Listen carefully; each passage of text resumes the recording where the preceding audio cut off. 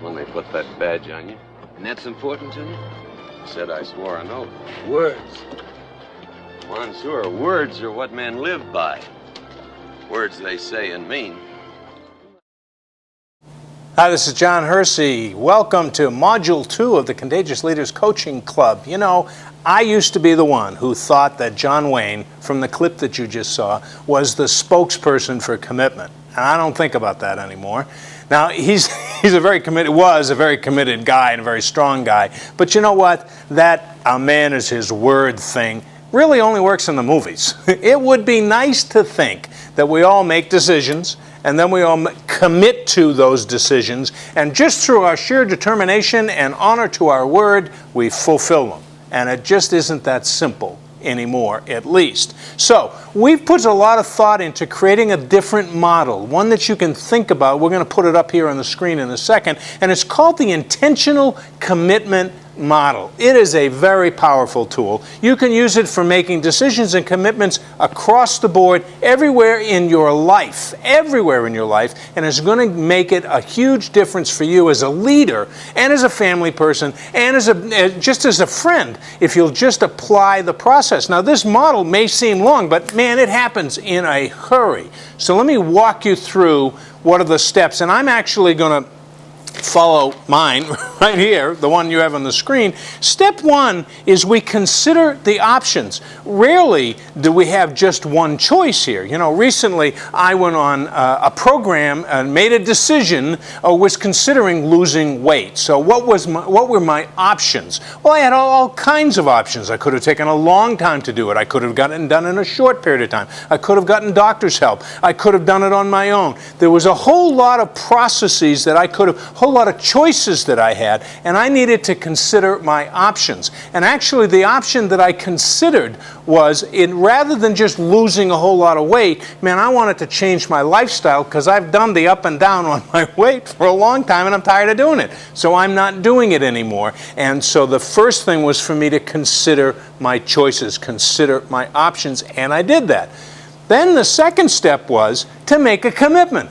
Well, I considered the option of changing my lifestyle, and I considered that option, and I made a commitment to that. That's what I decided to do. Now, I also decided that I wanted to do it, get it going in a hurry, so I went on to a program that changed my lifestyle, but one that I could stick with, but that I could commit to on an ongoing basis. So that was step two, is to make a commitment. As leaders, we have to consider our options, and then we have to make commitments. We can't expect other people, the people that we work with, the people around us to make commitments if we don't make commitments and really get firm with those commitments.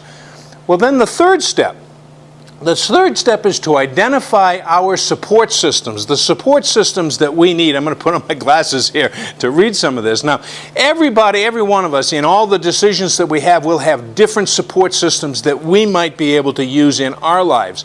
But let me just give you a couple of things to consider in the support systems. First of all, Beverly uses this a lot, support groups or accountability partners. Beverly has a major decision or major initiative that she's going to take on. She calls some of her closest advisors, gets them together, and they get together at certain intervals, and they hold each other accountable to being there with those certain intervals.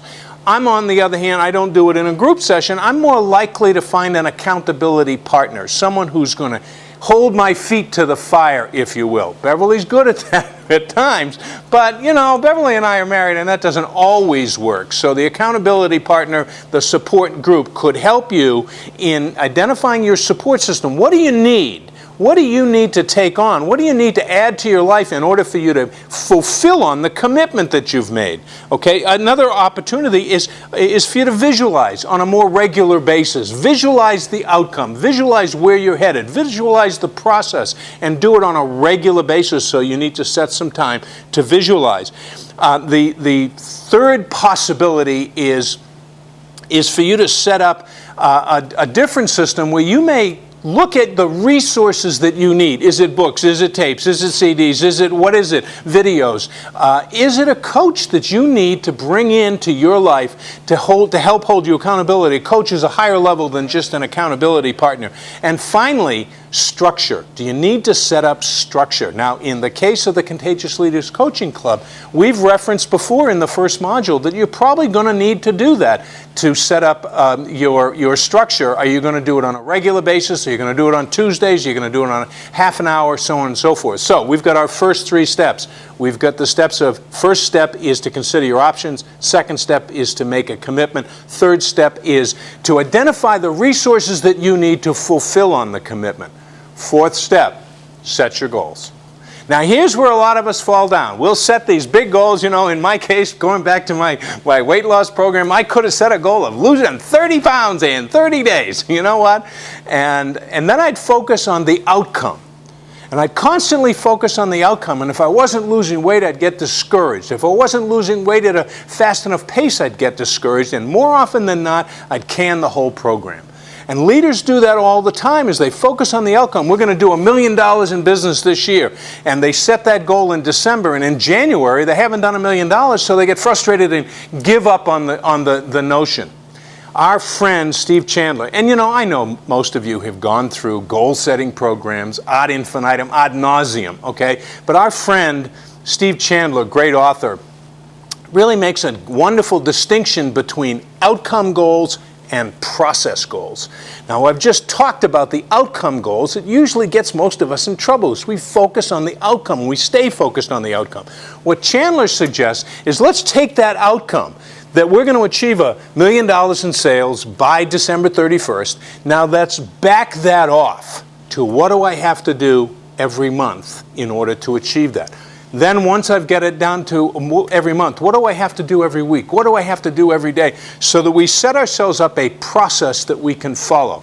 I applied that in my program, my health program. I focused on, I had an idea of what I wanted to lose, and I had an idea that I wanted to lose it fairly quickly, but I also had a process, a way of eating, a way of exercising, so that I could up the ante for my exercise. And so I knew that the process would work if I just followed it day in and day out. So I set it up and I followed that. You've got to take your Contagious Leaders Coaching Club and back it off, like we said in Module 1, back it off to a process goal. What do I have to do every month? Okay, we're going to have 4 to 5 modules every single month for you to get through this program. They're going to be 10 to 20 minutes in length. So you've got to figure out how it is that you're going to devote the necessary time and focus. Are you going to do it every Tuesday, and are you going to apply 40 minutes or 20 minutes or whatever it might be on Tuesdays? How are you going to do it? You've got to set up that process goal. It goes back to identifying your support systems. Go set up that process goal so that you can focus on the process, not necessarily the outcome. The only thing we can control is the process. We can't control the outcome because there's so many variables. So focus on the process goals, not the outcome goals. And then finally, if we focus on those process goals, we'll be mindful of the outcome, but focus on the process goals. What we're going to have to do is we're going to have to recommit from time to time. You know what? We're going to go through a week where we're just not going to be able to get to our Tuesday structure, and we're just not going to be able to have a conversation with our accountability partner, and we're going to get a little off track. And if we aren't really ready and determined to recommit from time to time, it may be every week, it may be every day. When I went going through my health program, I woke up every morning and visualized my commitment to changing this thing. You may have to do that as well, and that goes all the way back to identifying your support systems. As you recommit, you're going to come to a place where you're either going to need to adapt. You've fallen off the tracks. Maybe the structure that you set up really isn't going to work, and maybe instead of it being every Tuesday, you've got to do Tuesday and Thursday. I don't know. Whatever it is for you, you might have to adapt and really change that. Or you're going to achieve your process goal, and you're going to move on to the next month, the next module in the Contagious Leaders Coaching Club. And when you do achieve that, the final step is to celebrate that. I don't care what the celebration is, but find a way to celebrate the fact that you set your process goals and you met your process goals, and you're well on your way to being the contagious leader that we all know that you can be. The intentional commitment model adds intention to the whole process. And where we usually fall down with decision making and commitments is there's no intention behind it. We say, oh yeah, I'm going to commit to that meeting. Well, you know, I'll be there at 9 o'clock. When a contagious leader says I'll be there at 9 o'clock, they're there at 9 o'clock, not 9:03, not 9:10. They're there at 9 o'clock, or they're there a little bit earlier, and that's because of the intentionality behind that commitment. This is Module 2.